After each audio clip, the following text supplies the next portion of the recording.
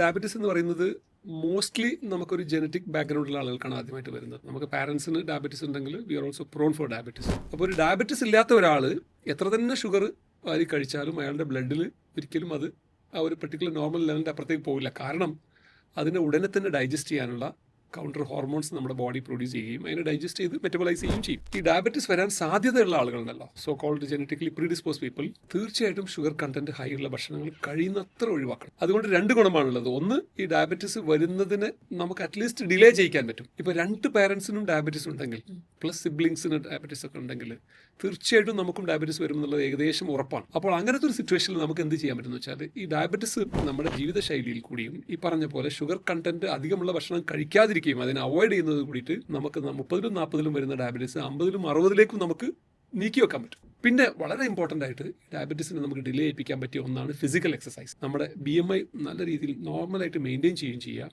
Physical exercise റെഗുലറായിട്ട് ചെയ്യുകയും ചെയ്യുക, പ്ലസ് ഈ ഡയബറ്റീസ് വരാൻ സാധ്യതയുള്ള ഹൈ കാലറി ഫുഡ് ഉണ്ടല്ലോ, ഹൈ ഷുഗർ കണ്ടന്റ് ഉള്ള ഫുഡുകൾ നമ്മൾ മാക്സിമം ഒഴിവാക്കുകയും ചെയ്യുകയാണെങ്കിൽ ഡയബറ്റീസ് വരുന്നതിന് നമുക്ക് നല്ലൊരു പങ്ക് തടയിടുകയും ചെയ്യാം. അഥവാ വരികയാണെങ്കിൽ അതിനെ നമ്മുടെ ഒരു ലേറ്റർ ലൈഫിലേക്ക് നമുക്ക് തള്ളി നീക്കാനും കഴിയുമെന്നുള്ളതാണ് അതിൻ്റെ ഒരു അഡ്വാൻറ്റേജ്.